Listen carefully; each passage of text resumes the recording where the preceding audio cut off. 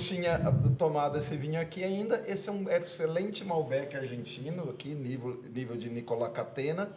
Um belo vinho, é um Judas Malbec. Paulo, faça as honras aqui. Depois tem outra garrafa, se a gente realmente estiver empolgado aqui com os vinhos. E Paulo, você sempre foi entusiasmado aqui no... Gostou do vinho? É ótimo. E se sirva, pô. É ótimo. E Paulo, a gente definindo isso aqui, que o grande problema é de você ter menos insulina, é uma emergência hipoinsulinêmica. Tendo todo esse problema aqui, nos pilares do tratamento aqui, você começa só hidratando ou você já sai dando insulina logo de cara? Olha, isso é um ótimo questionamento, né?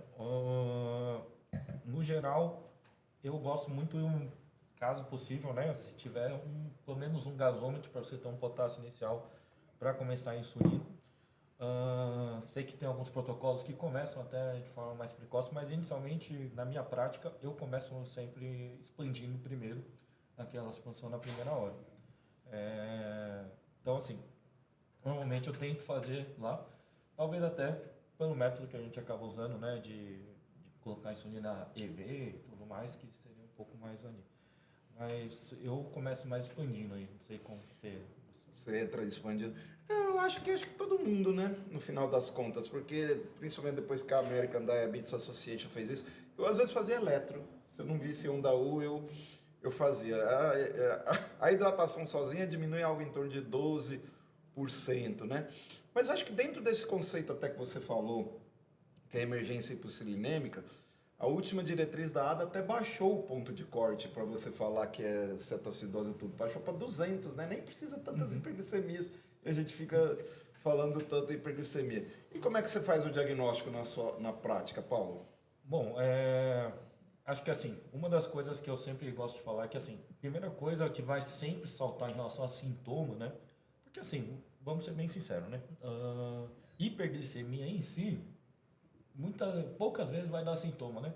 Às vezes a gente se empanturra de açúcar por aí e a glicemia sobe e tudo bem, né? Ninguém tem muito sintoma relacionado a isso, né? Mas eu acho que sempre o que salta aos olhos pra gente é, além da glicemia, a questão de uma acidose, né? A acidose, sim, eu acho que é uma coisa que dá muito sintoma, principalmente respiratório, né? Os pacientes normalmente com bastante desconforto. E até você fez um story lá, um Reels, né? Sobre não tratar toda a dispneia com oxigênio, né? Pois é. Que a quantidade de vezes que a gente vê a cetoacidose diabetes chegando com aquele oxigênio no talo, né? Tentando ver se melhorava e que absolutamente não faz parte nenhuma do mecanismo, né? É muito comum, né?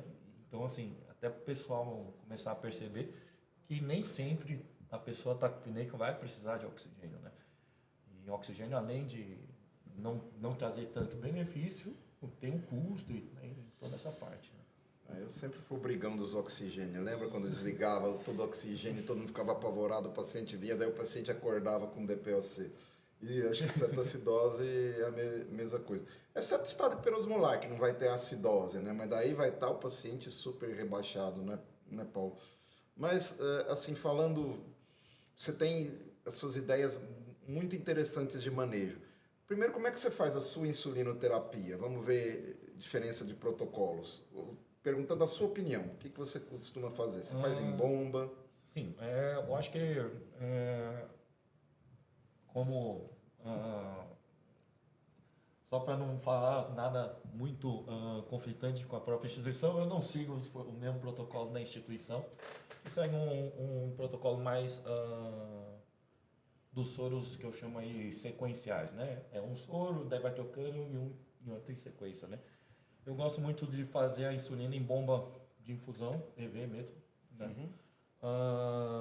E eu gosto muito do protocolo do two-bag, né? Que tá certo que não é o principal protocolo das diretrizes, né? Inclusive, acho que poucos locais adotam esse protocolo, mas que na prática eu vejo que ele tem uma parte conceitual muito boa, que é a parte de que ele fixa a bomba de insulina, né?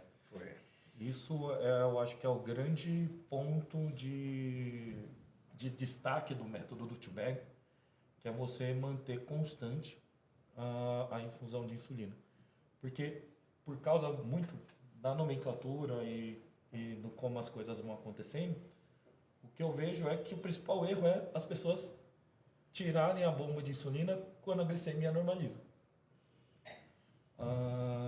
E aí o paciente acaba retornando à acidose, ao metabolismo de lipídios e tudo mais. Então, quando o T-Bag ele fixa e aí ele pega e faz todas as outras coisas para manter a bomba de insulina e cuidar das complicações em relação à bomba de insulina, eu vejo que isso é o que mais altera.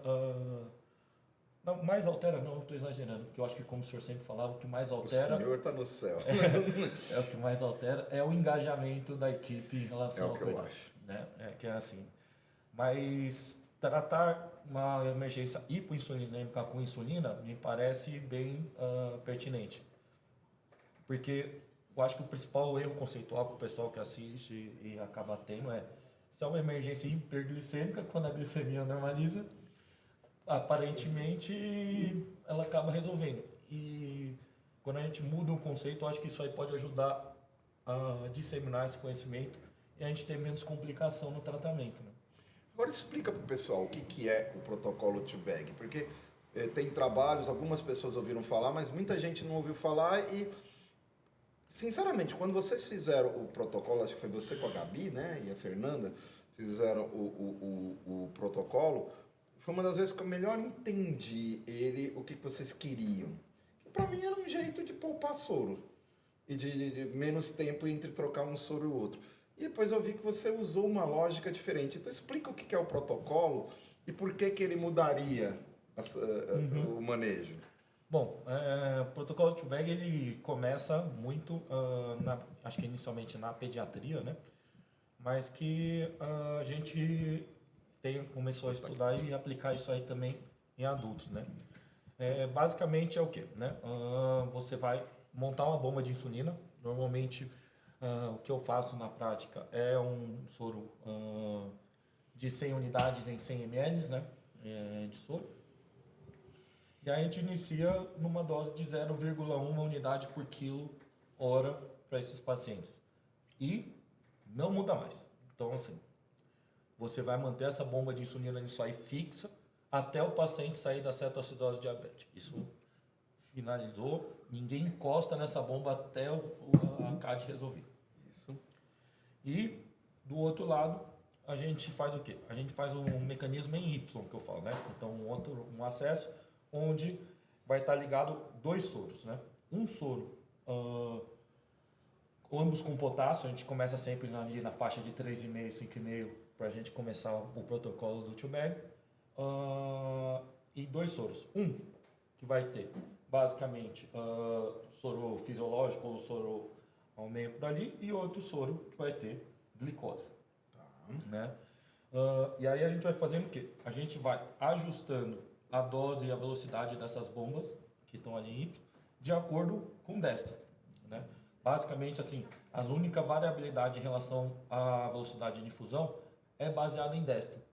Isso traz um grande benefício logo de cara, que é, primeiro, acho que gerar uma autonomia em relação à própria equipe de enfermagem e técnico, de eles mesmos conseguirem manejar em certo grau, lógico, sempre comunicando em equipe e tudo mais, mas eles conseguirem manejar, ajudar a manejar a cetoacidose diabética por ali, né? Principalmente em locais que estão muito lotados e assim, Sim. a emergência é um local lotado, né? Então, assim, podemos depois em até outro momento discutir sobre isso, mas é lotado, né? Porque a gente sabe que é cheio. Então a gente consegue fazer o quê? Consegue, através da bomba de insulina e desses 2 soros, e ajustando a dose por ali, tentar manter o quê? A dose e o destro constante e estável, né? Dentro de uma faixa. O potássio, a ideia é que com a infusão que você vai colocando constante de potássio seja suficiente para manter esse potássio também estável. Eu também não quero ficar variando o potássio e tudo mais. E a insulina sempre estável. Ou seja, eu vou alimentando o paciente, alimentando essa célula, sem ter nenhum tipo de repercussão maior em relação aos eletrólitos ao potássio. e mantendo o déficit todos estáveis. Ou seja, chega um ponto onde fica automático. Fica quase que os exames vão sendo coletados ainda de 2 em 2 horas. E à medida com que você vai vendo lá, se você encontra uma dose ótima para o paciente, os exames eles vão vir super normais só com a melhoria da acidose, do bicarbonato e tudo mais, por causa da infusão contínua de insulina, que é o grande problema.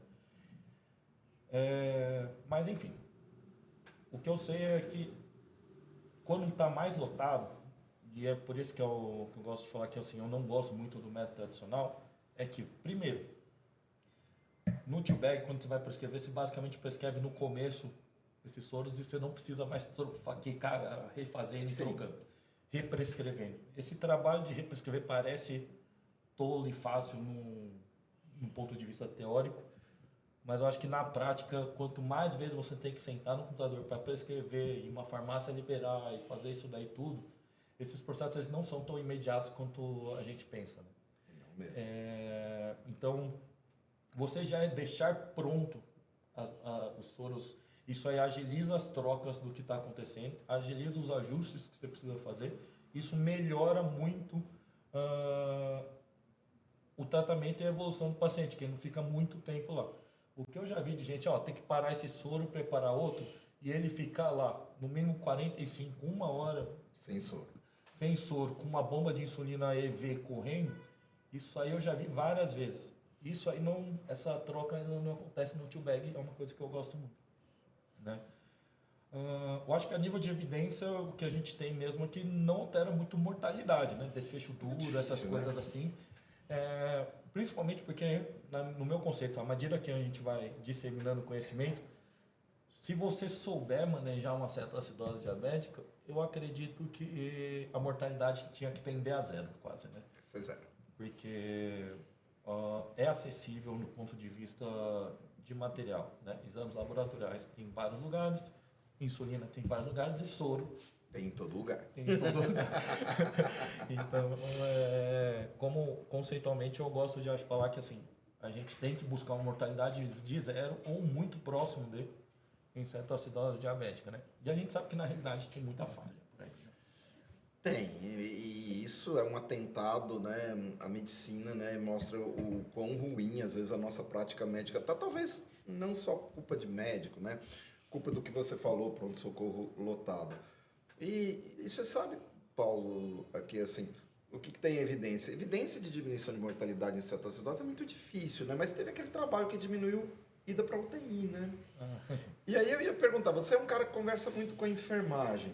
E assim, no HC, uma vez, alguém me falou, a enfermagem ficou toda confusa quando foi fazer o protocolo T-Bag. Mas eu acho que você olha o protocolo de uma forma diferente que certas pessoas olham. E você conversa muito com a enfermagem. O que foi a sua experiência que aconteceu com a enfermagem quando você estabelece o T-Bag? E hoje, provavelmente, a maior parte dos pacientes vocês estão tratando em T-Bag porque você está tomando a maior parte das decisões. Sim, né? Eu acho que à medida com que a gente também vai lidando ali, primeiro assim, né? É um dos casos que eu adoro e que eu prefiro muito deixar com interno e residente, né? Eu acho que aprender, inclusive um abraço, um beijo aí para todos os internos e residentes que rodam comigo. Estão todos aí vendo, né? Não, senão tira nota menor. E aí assim, porque é um mecanismo fisiológico muito conhecido e tudo mais, né? Mas, no geral, quando a gente coloca no T-Bag, eu acho que no começo as pessoas, elas, às vezes, estranham o fato de, às vezes, montar um soro que fica lá montado e... Aí eu falo assim, montou? Montou. É para entrar? Não, não é para entrar ainda. Deixa só montar. Por que eu montei? Por que eu montei, não sei o que e tudo mais. Mas eu acho que à medida com que eles estão observando hoje, é que à medida que as pessoas vão se habituando, e que eu acho que o treinamento não é só do médico, do técnico, da enfermagem, dos técnicos, eles vêm se acostumando um pouco mais. Óbvio, né? As grandes dificuldades ainda permanecem, né? Então, assim, às vezes é até difícil coletar exame de 2 em 2 horas e tudo mais. O déficit de 1 em 1 hora é demandante aí pro pessoal da enfermagem. Mas eu vejo que, à medida com que a gente vai conversando, eles vêm se adaptando super bem. tá? Eles se adaptam super bem. O que eles não se adaptam super bem, isso é outro ponto, né? É a troca de protocolos no meio, né? Então, assim, você Tá. está tratando um protocolo, usando um protocolo do T-Bag, que fixa a insulina, aí chega uma outra pessoa que talvez não esteja tão habituada, e aí ela já começa a mexer na bomba de insulina, mexendo não sei o quê, e isso aí acaba complicando. Aí desliga, aí vira uma bagunça, né? Aí joga tudo fora, prescreve tudo, e aí a gente acaba perdendo até o benefício E que a gente médico tá tem esperando. muito ego, né, Paulo? Ah, Muito ego, não aceita usar o protocolo de outro, né? assim, eu acho que buscar talvez alterações institucionais sempre vai ser uma opção, somente porque eu acho que dá para montar protocolos diferentes, tá? Assim, ah, existe um método tradicional que não sei também o quanto que as outras pessoas falam tradicional, como se todo mundo soubesse, e eu não sei também, entendo que não é todo mundo que consegue fazer esse protocolo, apesar de parecer super simples quando você olha lá, só seguir o algoritmo aqui. Na prática eu vejo que tem muito erro também, Tá. né? Então assim, o que eu gosto muito, quando aqui eu defendo muito o two-bag, aí todo mundo sabe que roda comigo, é que na minha concepção ele tem menos variáveis. Tem menos variáveis, sem nenhuma dúvida. E aí, assim, se você tem menos variáveis, você também tem menos chances de errar, né? Quanto mais opções, ou quanto mais coisas para serem manejadas, eu acho que a chance de erro acaba sempre aumentando. Então eu gosto da ideia de diminuir a oportunidade das pessoas de cometerem erros, né? A oportunidade de Não, cometer. não, assim, eu tô usando Excelente. aqui, mas, Ah, mas é fato. Erro médico é um negócio real, pô. então, assim, quanto menos coisas você tiver que se preocupar, principalmente num contexto, eu falo assim, não é só dos outros não, assim, na minha parte também, são muitas decisões por dia para serem tomadas, Uhum. e à medida com que você diminui a quantidade de decisões que você precisa tomar, isso facilita, isso sem dúvida facilita. Mas até vou fazer uma outra pergunta para você, então. Opa, vai em frente. Que você também é adepto de um protocolo que também não é o tradicional, que você Vamos gosta lá. muito de falar, que é o Squid, né? Eu não gosto do squid. Eu gosto de outra coisa. Você não gosta do Squid, meu não? Que você... O squid está no livro de emergência. O squid é um protocolo com insulina subcutânea, lispro. É um protocolo, eu não decorei o squid, mas é um protocolo que também mexe mais na glicemia do que na própria bomba. Mas eu gosto da lógica de você usar insulinas em bolos ou aplicações ao invés de usar na bomba. E eu vou explicar o porquê. Eu acho que quando você começa a deixar numa bomba, a bomba faz o trabalho e eu não penso. E aí, de vez em quando eu olho lá, aí aquela coisa que para mim é ridícula, que tá subindo, tá entre 50 e 70, tá bom. Tá subindo mais que 100, tá péssimo, diminui pela metade. Tá subindo menos que 50, 70, dobra. Que caramba, da onde vem? Por que não aumenta 30% ou 20%? Da onde isso vem? E a grande. E morria-se muito paciente com cetoacidose diabética, Paulo, na década de 50, 60, até que na década de 70 isso mudou. Isso mudou quando a pessoa parou de fazer o protocolo Bumba Meu Boi de hidratar cetoacidose, que era vai aumentando, vai aumentando, vai aumentando, vai aumentando. Aliás, termo péssimo que eu usei aqui, mas o que aconteceu? Quando um cara chamado Albert, e olha, o Two-Bag talvez tenha alguma semelhança com isso, e eu vou te explicar por quê. Ele dava o seguinte, ele fazia 16 unidades IM. Tum. Achava mais difícil EV, mas IM, como é que seja EV? E aí ele fazia fixo, algo em torno de 5 a 10 unidades de hora em hora. E os pacientes começaram a sair da cetoacidose com 50 unidades comparado com 250. E sabe qual era o protocolo quando eu li a primeira vez? Eu li num livro Xenon, ali, sugerindo esse protocolo ali para a prova de residência. Ele dava 10 de cara e depois 5 de hora em hora. Isso sempre funcionou e era o que eu sempre comecei a fazer. Eu não mudava a dose de insulina. Eu não mudava. Eu ia mantendo a dose e o paciente melhora. E a lógica que você usou no Two-Bag, e eu vou te falar, eu fiquei muito surpreso quando eu li o protocolo, Foi Fernanda que deu a aula, ela me mandou o protocolo, e assim, mais ou menos no meio da aula eu entendi o que vocês queriam mais, assim, que eu entendi, tipo, eu falei, não, eles não vão mexer nessa bomba.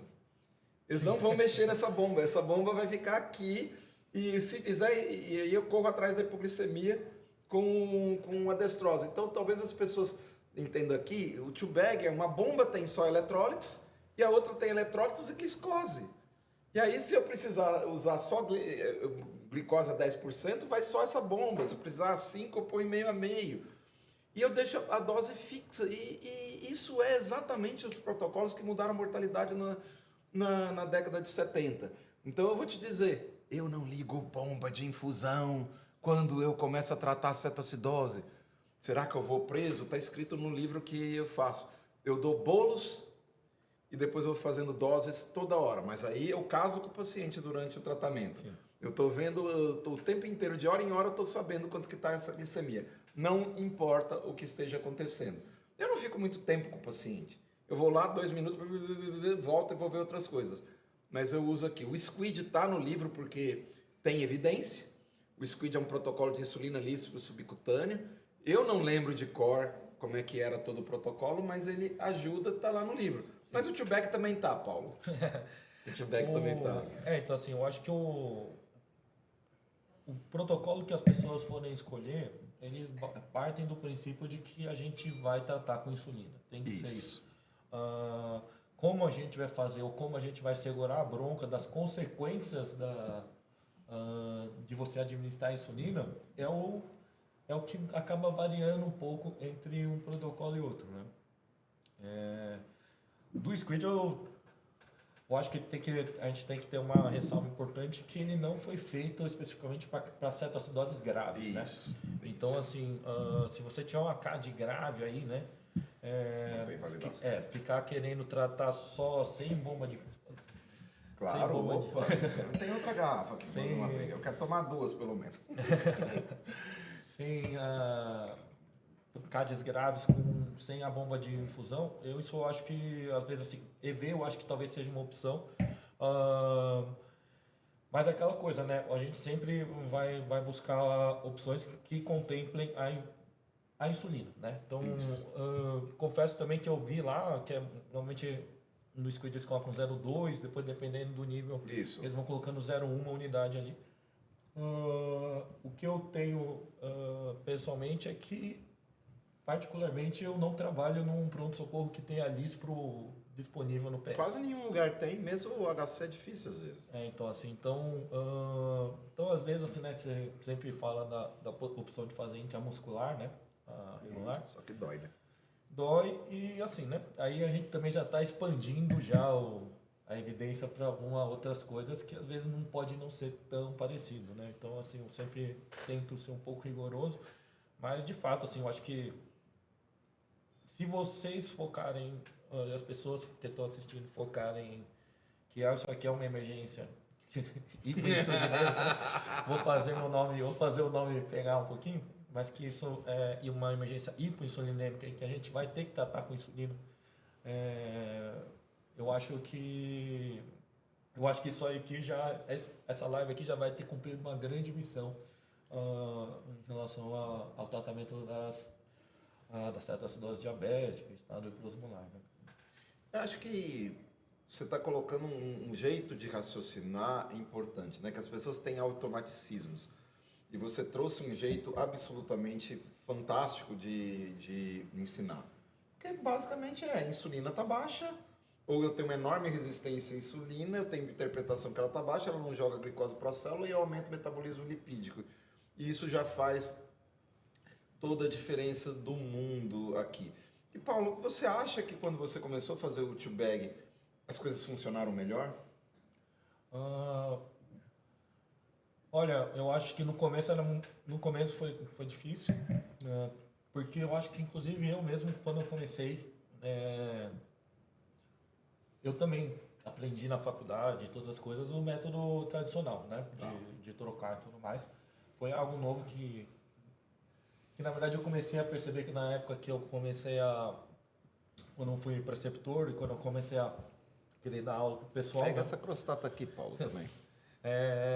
que eu peguei Tem e pasta aí. fui vendo outras formas, né, de usar e algumas coisas novas, algumas coisas diferentes. E quando eu vi o Two-Bag, eu achei que, poxa, dentro do meu contexto ali, era uma coisa que me agradava e principalmente agradava muito a maneira conceitual com que eu via, né, de manter a bomba de insulina constante. E, no geral, eu agradeço muito também o pessoal dos residentes e tudo mais, que sempre compraram muito essa ideia, né? E que eles vêm ajudando muito a disseminar essa ideia e tudo mais. Que não é uma ideia, né? É um método, né? É um método. É um método, né? E eu acho que à medida com que a gente foi praticando, isso aí ficou extremamente mais natural. Assim, hoje o choque do M-Boi, a maior parte das CADs, elas vêm da emergência lá, né? Vêm sendo tratadas como com o two-bag. O que eu vejo é bons resultados. Assim, vejo as pessoas melhorando, eu vejo que muita gente entrando no two-bag, mesmo quando eu não estou lá, então assim, não é uma loucura pessoal minha. Você criou a cultura. E eu acho que assim, talvez aí mais para frente aí os próximos passos seja indo mesmo na direção de talvez até tentar montar um protocolo institucional e ver se isso aí funciona bem, né? Paulo, você já é referência de ensino. Você já é quem passa a visita aqui. Eu acho que é se colocar e escrever. Sim, eu acho que o caminho está indo para esse lado. E eu acho que vai dar, né? Eu acho que tem um interesse de muita gente, porque eu acho que essencialmente, né? Hoje eu tenho um prazer e orgulho muito grande, muitas vezes olhar na UTI, tem um residente da clínica que rodou lá comigo também, de dar plantões hoje com plantonistas que foram residentes e que foram meus residentes, que eu expliquei essas coisas todas, né? Então isso eu acho que para mim é uma sensação nova, para você já deve ter visto algumas vezes Não, já. algumas. Né? Mas para mim é uma sensação muito boa, né? Ver ex-internos, ex-residentes dando plantão lá e eu encontrar com eles lá como plantonistas, como pessoas já extremamente capacitadas para fazer e perceber também o que, né? Que eles guardaram muitas dessas coisas que eu falei, né? Isso eu acho que é incrível. Aquelas coisas que você escreveu lá no mármore, lá do negócio lá. E Paulo, oi. Ótimo, nós vamos ter perguntas. Daqui 10 minutos a gente começa a responder perguntas, tá bom? Pra gente terminar a live antes de 1 hora. Mas, olha, Paulo, uma coisa que a gente pode fazer, e a gente tem o Júlio Marchini, que pode nos ajudar nisso, ele gosta muito, eu estou publicando uma meta-análise com ele. Vou fazer uma meta-análise, Paulo. Eu acho que você foi tão advogado que você tem que participar. Te chama algumas pessoas, vamos lá, deve ter, eu já encontrei 7 ou 8 trabalhos sobre o two-bag. Vou fazer uma meta-análise sobre isso, ver o que teve. Eu não vi nenhum negativo, tá certo? Agora, a questão, pessoal, é que na cetoacidose diabética, eu vou fazer só um comentário, depois eu vou querer que o Paulo expanda sobre isso. Você tem estado hiperosmolar. Ok, eu não vou ter produção de cetoácido, então se faltar insulina em algum momento, o mundo não vai acabar. Quer dizer, paciente grave morre muito mais com a cetoacidose, muito mais desidratado, com comorbidades horrorosas. Mas assim, em cetoacidose, toda vez que falta insulina, volta a produzir os corpos cetônicos.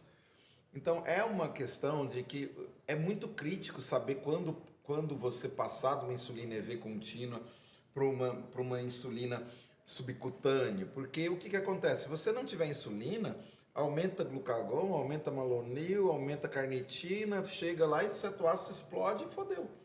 Ferrou e tudo. E aí muitas vezes ferra um trabalho de horas e horas. E horas. É a pior desgraça que eu ouço, era aquele paciente que já saiu da cetoacidose, alguém fala, o pH agora tá de 7,15. Eu falo assim, mas que caramba! Você vai tudo de novo aqui.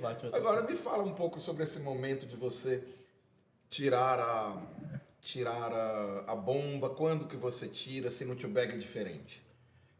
Bom, né? Então, falando um pouco de critérios de resolução aí, né, Brandon? Muita gente usa. Muita gente não. Acho que tá certo usar, né?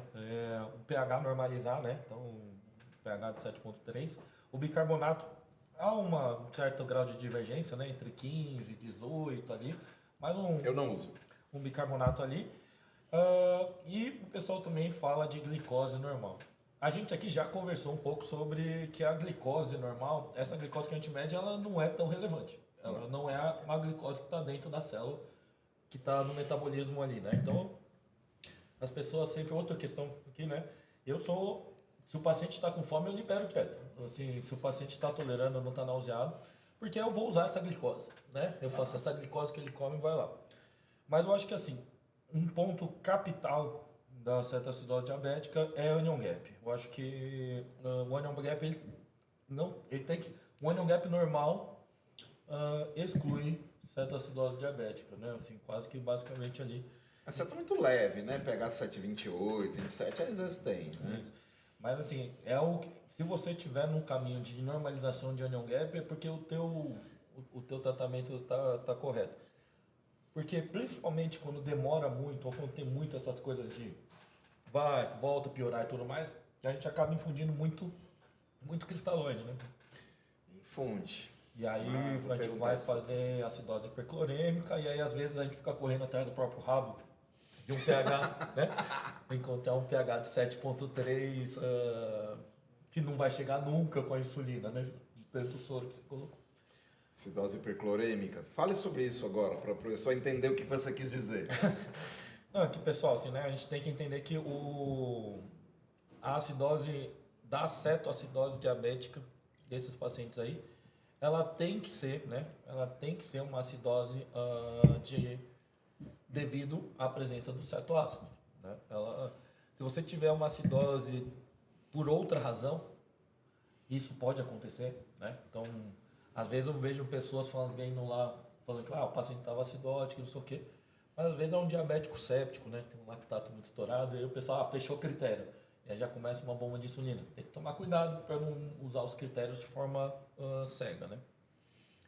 Mas que se a gente demora muito para tirar esse paciente da cetoacidose diabética, ele vai receber um volume muito grande de cristalóide soro fisiológico. E dentro disso daí vem o cloro, né? Vem o cloreto. O aumento do cloreto, né? O aumento do cloreto, ele vai, que é uma carga negativa, ele vai demandar, para você não ficar um cara elétrico, né? E com corrente elétrica, vai demandar que você tenha um aumento das cargas positivas associadas a esse aumento de cloro que você está infundindo. O íon positivo mais comum e mais fácil do teu corpo arranjar é o H+, né? É o H+. Então, à medida com que você vai infundindo muito cloro, ele vai puxando o H+ junto, né? Ele tem esse mecanismo, não sei se é exatamente assim, mas que é o conceito mais básico, fisiológico, que eu acabo tendo na minha cabeça. Juntou muita carga negativa, ele vai puxar uma carga positiva, e aí acontece o quê? Acontece que, mesmo quando você acabou com a produção de cetoácido, você nunca vai atingir o pH que dos critérios de resolução de uma CAD habitual.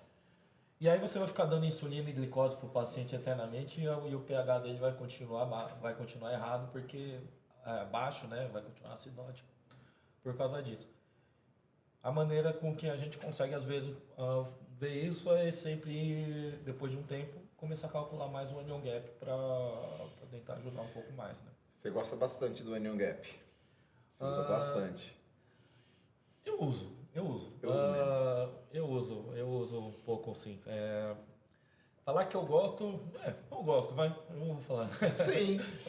Você é muito fisiopatológico sempre. Isso sempre foi uma característica sua. Você tem um raciocínio muito, muito fisiopatológico, mais do que eu. Eu tenho um raciocínio muito baseado na evidência e um pouco pragmático, mas isso é legal. Vou até te falar, esses dias eu estava fazendo aula de lesão renal aguda do HC, daí eu dei uma olhada numa aula que você deu num curso nosso para o Rap Vida. Eu falei, nossa, tem várias ideias legais aqui para pôr em uma aula. Porque você tem todo esse raciocínio fisiopatológico assim que é bastante interessante. Mas com tudo isso, antes da gente responder as perguntas, eu vou colocar mais uma provocação. Já que o soro fisiológico faz acidose hiperclorêmica, e até certo ponto você está dando no T-bag, um dos sacos está com salina fisiológica ou salina ao meio já? Então, nisso, o artigo, pelo menos assim, o artigo que me apresentou o T-bag, ele usava um cristalóide soro fisiológico. Soro fisiológico. Mas só que, na medida com que eu fui estudando, eu vi que essa questão variava, sabe? Tá. Eu vi que tinha pessoas que usavam soro a 0,45, né? Soro com Isso. água destilada e tudo mais. Mas você mistura. Se você Isso. puser glicose a 10%, você mistura e fica 5% com salina Isso, fisiológica. né? Então, assim, eu acho que a grande questão aqui é que o ponto de vista de evidência, ele varia aqui. Eu acho que não é bem uniforme tudo isso aí em todo os T-bags. Particularmente, confesso que, assim, eu confio que eu vou conseguir tirar. Pessoalmente, eu confio que o paciente vai sair rápido quando eu coloco ele no T-bag. Então, eu vou de soro fisiológico mesmo e não fico botando água destilada. Eu acredito que a insulina vai fazer seu efeito rapidamente. E eu vou conseguir tirar ele lá e não vai precisar de tantas infusões assim. Mas, assim, quando o pessoal monta, aí alguns residentes meus montam com o soro ao meio, não me incomoda, assim. Não vejo... Porque às vezes você já deu o primeiro litro de soro, depois você bolos ali, depois você passa isso. Eu não sei. Não te incomoda?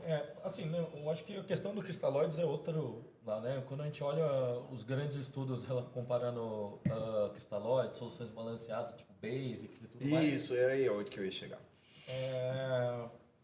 Do ponto ali, não muda muito, né? Eles sempre tem Esse foi igual.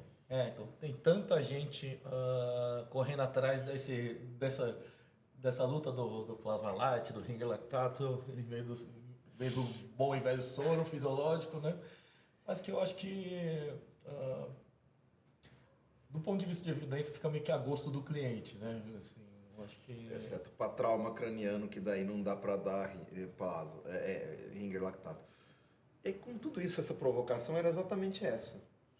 E o ringer lactato ao invés do soro fisiológico na cetoacidose?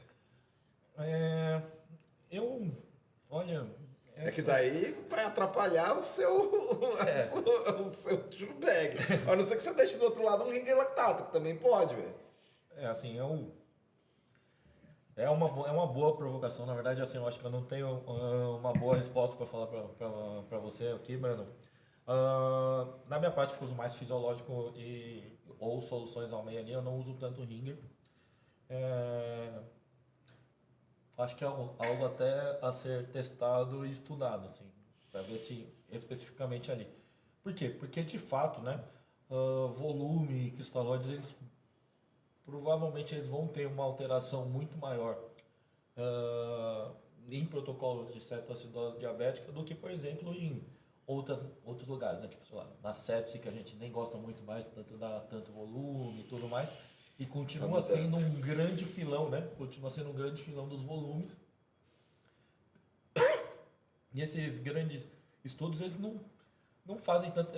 eles comparam o volume em diversas situações em que eles são utilizados, né? Tipo assim, não tem especificamente só em CADs ou especificamente só nesse tipo de coisa ali, né? Particularmente, eu não sei se existe, mas eu nunca vi um estudo comparando o manejo de CAD com ringer ou com soro fisiológico. Assim, Tem um ou dois. Eu vi poucos, eu não vi. Tem uma tendência a ser melhor com o ringer, né? Mas não tem uma evidência definitiva, né? Tanto faz, eu acho que hoje. Mas você citou o Basics, é um puta estudo. Basics é um estudo brasileiro, gente. Orgulho. Estudo brasileiro, que, aliás, o SMART, que validou as soluções balanceadas, que foi publicado no New England, é um estudo muito inferior em qualidade ao Basics. O Basics tem o dobro do tratamento, o Basics foi muito melhor e o Basics não encontrou toda essa diferença que o SMART encontrou a favor das soluções balanceadas. E o Basics tornou definitiva a evidência de que para o paciente com trauma craniano não dá para você usar soluções isotônicas mesmo, é para usar soro fisiológico mesmo. O basic acho que tem, acho que é 300, 400 mil. É muito caro. Né? Não, é muito caro. É o dobro do Smart, eu não vou lembrar agora. Mas é um estudo que eu uso em toda aula minha que eu estou dando de sepsis. Assim, o Fernando Zampieri, o Alexandre, o Luciano Azevedo, que está do Einstein. É gente muito boa que participou. Aliás, em terapia intensiva a gente publica pra caramba. A emergência que tem que começar a publicar pra caramba do Brasil. E agora, quero ver as perguntas aqui. Hoje a gente fez uma discussão um pouco diferente. A gente não foi no básico da cetoacidose. A gente teve uma reunião dessas com o Thales e hoje eu quis pegar mais especificidades e que eu sei o que é o gosto do Paulo. E aí, posso ver as perguntas? Podemos ver as perguntas? Ô Isa, obrigado aqui. Vamos ver as perguntas aqui. Ó, Natália, foi minha aluna. Tudo bom, Natália? Assim, escolheu ficar com o Paulo ao invés de ficar comigo no HC, porque ela passou no HC, Natália. O quanto a gente pode tolerar um valor fixo de insulina na bomba, mesmo vendo a glicemia de alta? A gente aguarda mais 2 a 3 horas com o déficit se mantendo igual para aumentar as insulina? Quero ver sua resposta e eu tenho uma resposta sobre isso também. Eu acho que, pelo que eu entendi, a pergunta principal ela está pensando quando o déficit fica dando HI, é isso? Acho que sim. O que eu falo assim, né? Tudo bem, né? O que eu faço, essa glicose aí toda ela vai ser consumida. Eu não uso taxa de queda de glicose. Não vejo nenhum efeito danoso de cair mais de 70 pontos de glicemia. Não, assim, eu acho que não tem lá. Assim, vai ter um certo grau, mas a influência de osmolaridade, essas coisas é muito baixa. Então, assim, eu não ligo muito se o déficit dando HI por muito tempo. E, enfim, eu tolero. Eu, na verdade, assim, se está dando teste aí, lógico, obviamente, talvez seja interessante fazer uma glicose sérica para você ir acompanhando nos seus exames de 2 em 2 horas. Você vai fazer bolos, né? Mas eu acho que, assim, o grande ponto que eu acho que tem que ficar bem claro é que essa glicose da veia, ela não é tão importante assim, né? Acho que até um tema, não sei se posso entrar. Vai em frente. Quando a gente fala de cetoacidoses euglicêmicas, né? A cetoacidose euglicêmica, vou contar uma novidade aí para quem está assistindo e tudo mais. Quase todas as cetoacidoses diabéticas elas são euglicêmicas em algum ponto, né?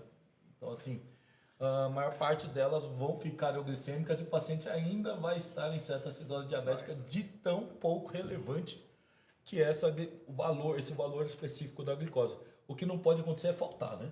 Não. É isso que eu acho que ter na cabeça. Sobrar ou ter coisa para ser consumida, eu adoro. Eu libero comida, eu faço aqui, se o paciente estiver bem, a gente leva assim. Mas você pode...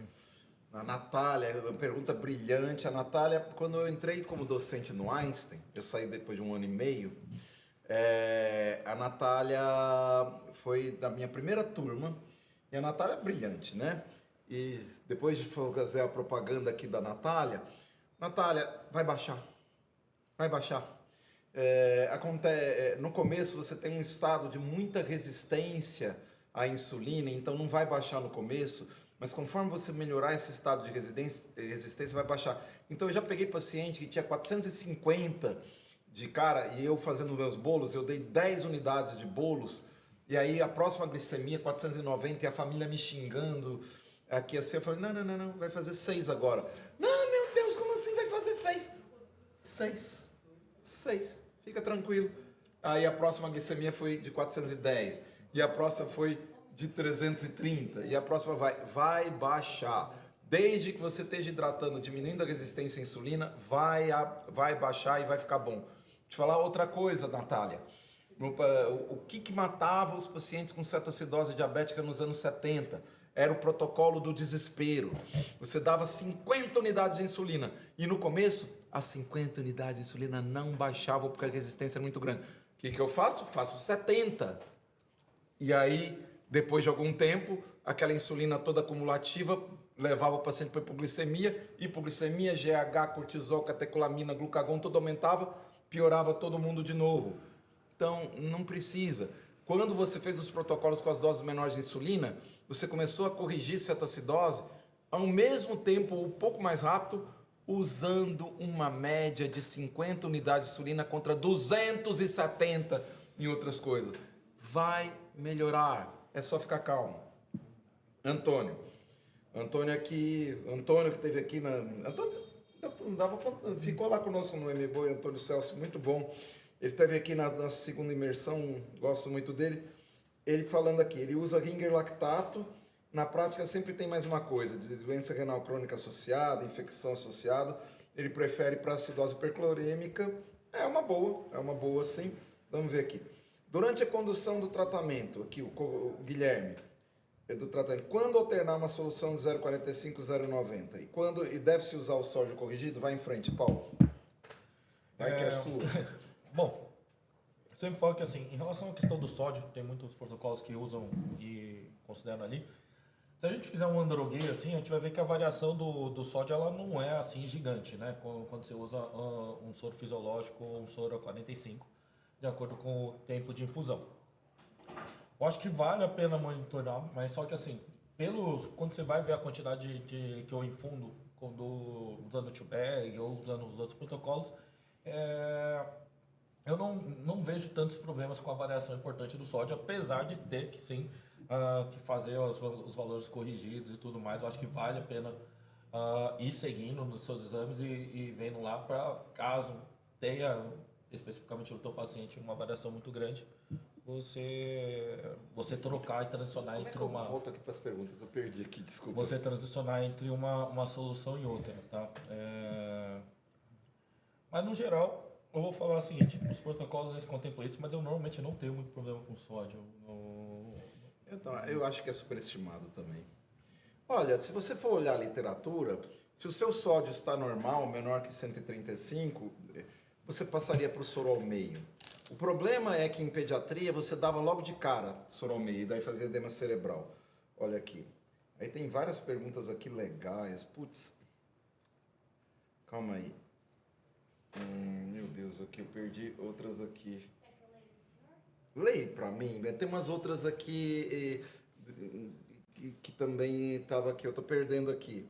Teve uma pergunta do Carlos, que é meu mentorado daqui, só vou responder. Como que faz infusão de insulina se a CAD foi o glicema?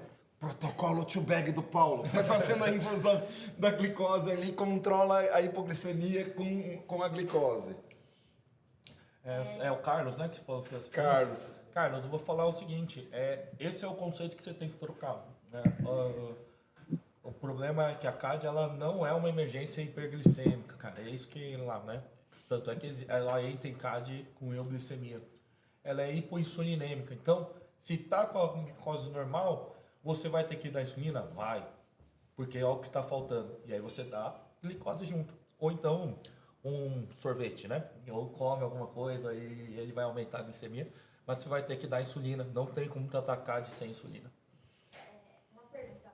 O quanto a gente pode tolerar um valor fixo de insulina na bomba, mesmo vendo a glicemia se mantendo alta? Quem que fez a pergunta? N. Bordão. Ah, não, essa é a da A Natália a gente já respondeu.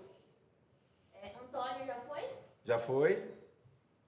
Próximo. Carlos já foi? Foi. A Nath fez outra.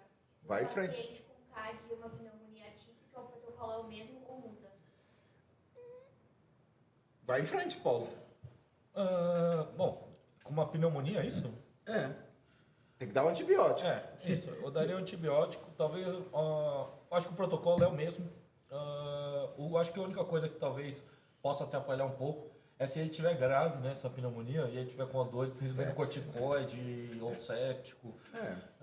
Mas, no geral, acho que o protocolo acaba sendo o mesmo, sim. Eu não vejo por que fazer outra coisa diferente. Olha, o que provavelmente vai acontecer é você ter mais resistência à insulina e talvez você vá ter que usar mais insulina no final, mas o protocolo por si não, o tratamento vai demorar. Uma coisa muito importante em cetoacidose diabética é tratar o fator precipitante. Se o fator precipitante é pneumonia, tratar. Ainda bem que está melhorando isso, que a maior parte do fator precipitante é a gente que não trata direito. E é mais fácil você resolver. Tem mais perguntas aí. Eu acho que tem a Fê, Bolanho fez Gabi pergunta. Hidalgo. Opa! E quando o Pergunta boa. paciente persiste muito acidótico, às vezes até piora a acidose, aumentamos a taxa de infusão de insulina pelo tubérculo? Vai em frente, Paulo. Essa foi difícil. Bom, eu acho que uma das coisas que o Brandão falou aqui, que eu acho que explica um pouco até esse mecanismo da questão da resistência que o paciente vai tendo, assim, né? Então, assim, eu sempre falo que às vezes é até uma questão um pouquinho de fé, vai melhorar, tá? Talvez tenha piorado no primeiro exame, talvez não tenha tido a melhora que você esperava, mas eu entendo que em alguns protocolos talvez as pessoas vão falar, pô, mas eu acho que é pouca insulina que tá administrando, eu quero dar mais, eu quero dar mais, eu quero dar mais. Particularmente é o que eu estava explicando logo no começo. Se eu tiver a possibilidade de diminuir a quantidade de variáveis e conseguir manter lá, porque ao mesmo tempo que a vontade sua de querer aumentar a dose de insulina quando você não está tendo o resultado que você está esperando, vai dar também de você diminuir a dose de insulina quando você tiver alguma intercorrência relacionada ao quadro. Então, eu não me incomodo em ter uma progressão um pouco mais lenta em relação ali, óbvio, né? Desde que o paciente estiver indo bem ou estável ou achar que ele está clinicamente melhor, eu não vario não. Eu tolero bem essa parte de não melhorar rapidamente aí. Gabi, eu nunca vi não melhorar. Eu vi muito paciente, eu nunca vi não melhorar. Vai melhorar. Assim, não precisa melhorar em 1 hora, 2 horas. Embora, vai melhorar e em 5, 6 horas você vai tirar. Eu tinha uma professora de endó que falava assim, cetoacidose diabetes, se você não tirou em 4 horas, tem algum problema muito errado com o paciente ou com você, mas provável com você. Vai melhorar, vai com calma. A não ser que, por exemplo, tem sepse e cetoacidose, outras coisas junto com cetoacidose. Cetoacidose vai melhorar. Agora, casa com o paciente. Casa com ele. Vai olhando de hora em hora o que está acontecendo. Você saiba o que está acontecendo na glicemia. Vai melhorar. Não tem como. Bens Coutinho perguntou. Benhur.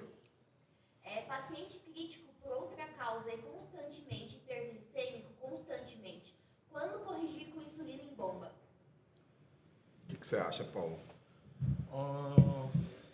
Assim, né?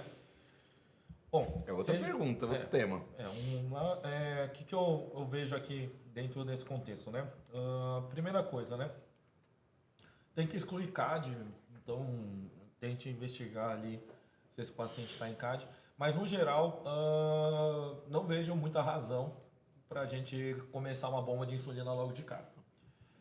Eu acho que é uma questão de ajustar, fazer as correções conforme destro, ajustar talvez uma insulina basal, alguma coisa assim, e muitas vezes procurar desencadeantes que possam estar gerando essa questão da hiperglicemia, né? Obviamente ele não está se empanturrando de doce, ele está chocado desse jeito. Então, outras alterações metabólicas ali, né? Tanto em relação à questão inflamatórias de pâncreas, quanto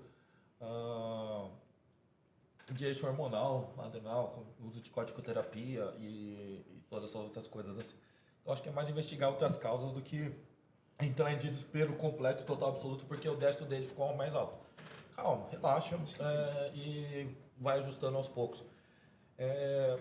Eu não entendo essa pergunta, né? Eu acho que é comum e frequente os médicos estarem numa posição sempre muito bem pressionados por todo mundo da equipe que está cuidando do paciente, para que os sinais vitais e as monitorizações estejam 100% normais.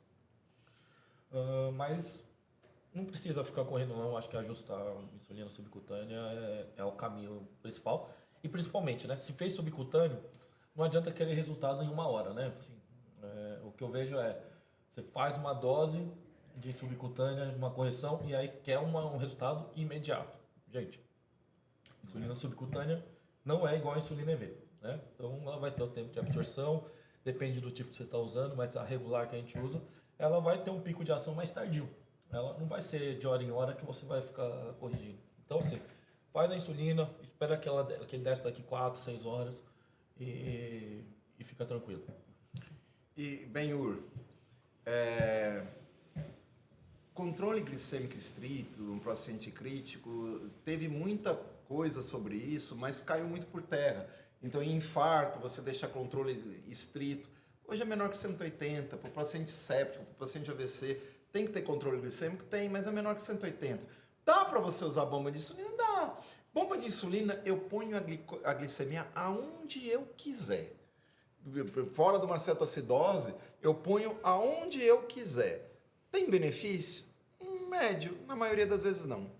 Acho que tem mais pergunta. Tem a Fer Bolanho. E tem que tomar cuidado para quando faz a insulina EV, você vai ter que segurar a bronca de todos os problemas de uma insulina EV, né? Então, aí você vai ter que ficar vendo potássio, aí você vai ter que infundir mais volume nesse paciente que está séptico, aí ele vai piorar o distributivo. Pode ter uma série de problemas que você vai estar arranjando buscando uma euglicemia simbólica. A Fer Bolanho perguntou. E uma dúvida em relação ao potássio. Hoje pegamos uma com pH 6,8 e o K estava 3,9. No novo exame caiu para 3 o potássio. Como vocês costumam seguir? Vai com você, Paulo. Você viu esse caso, provavelmente. Eu acho que até sei quem que é, né? Mas assim, no geral, eu acho que hipocalemia é o grande vilão e que atrapalha a nossa infusão de insulina constante ali em todos os protocolos e em toda a situação. Opa, tô pegando aqui. Então, quando começa a ficar com hipocalemia, eu acredito que sim. É a vez que a gente vai parar a infusão de insulina. Quando está no two-bag, o que eu faço? Na verdade, eu não fico fazendo uma reposição além do que está rolando ali no soro. Eu desligo a bomba de insulina. Aquelas duas soluções que eu tenho lá, elas têm potássio, né? Então eu desligo a bomba de insulina, deixo ele no mesmo ponto do protocolo, e aí no próximo laboratorial, normalmente ele já voltou e eu já consigo retornar a bomba de insulina para o paciente. Potássio corporal total é muito diminuído nesses pacientes. Você sabe que eu tive uma discussão com meus residentes no HC, que eles faziam bomba de glicose, insulina, potássio para várias situações. Intoxicação beta-bloqueador. Eu falei, olha, mas cetoacidose a gente sempre faz o potássio junto. Tá, cetoacidose cai potássio pra caramba. Um déficit às vezes de 10, 20% do potássio corporal total. Por exemplo, intoxicação beta-bloqueador faz o contrário, faz hipercalemia. Aqui faz e a gente se adapta. Infelizmente vai piorar às vezes um pouco a cetoacidose quando a gente desligar, mas é o que dá o que tem para hoje. Acho que tem mais uma ou duas perguntas. Carlos Augusto, na CAD euglicêmica... Essa nós respondemos. Ele perguntou de novo, perdão. Antônio de novo. Já precisaram intubar algum paciente com CAD grave que mantém a apneia é importante? Mantendo aqueles... Rapaz... Tentando compensar. Eu já vi entubarem, eu nunca entubei. Rapaz, vou te falar o seguinte, se quiser um problema em cetoacidose diabética, você enfia um tubo na goela desse paciente. Acidose, né? Lembrar o quê? Parece estranho, muita gente vai falar que não sei o quê. Mas estava muito desconfortável, mas estava não sei o quê. Pessoal, é o seguinte, aumento do H+, vai deslocar o equilíbrio do ácido carbônico para o outro lado, o paciente vai estar jogando lá não por problema de troca, mas porque ele está querendo jogar o CO2 para fora para aliviar a acidose, tá? Seguinte, se você está achando que ele está muito desconfortável, esse aí é um problema sério, porque a partir do momento que você injetar aquele rocurônio, aquele succinilmetônio para dentro, aí eu acho que eu nunca usaria succinilmetônio, somente porque pode aumentar potássio, eu não sei quanto que tá. Isso. Mas a partir do momento que você injetar aquele rocurônio, olha, eu começaria a me segurar para lá e já começar a pensar em RCP ali, viu? Porque você vai tirar a compensação total do paciente quando você bloquear esse paciente numa intubação. Ou então, mesmo, mas eu não bloqueei, fiz alguma coisa lá. Você vai deprimir o respiratório e a partir do momento que você deprime o respiratório, é o que está salvando esse paciente, é o que está mantendo ele vivo, é ele respirando. É a respiração que está fazendo ele conseguir tolerar a acidose. Bloqueando isso daí, meu caro, você vai ter muitos problemas. Então, tente manejar o paciente com outras formas, né? Odeio fazer bicarbonato também na cetoacidose diabética, mas entre entubar e fazer bicarbonato, aí eu faria um pouco de bicarbonato para o paciente. Então, dificilmente eu trataria esse paciente, porque eu estou com diagnóstico de CAD com intubação orotraqueal e eu não recomendo também, tá? Eu acho que vai ser complicado a tua vida. Antônio, só lembrando aqui, vamos lembrar da via aérea fisiologicamente difícil. Crash, consumo, C, R, ventrículo direito, A de acidose, S de sepse. O que era o H? Eu sempre esqueço. Hipotensão. Deve ser hipotensão. Esse paciente vai se lascar na hora que entubar. Eu nunca entubei. Segura isso aí o quanto você puder. Tem mais alguma?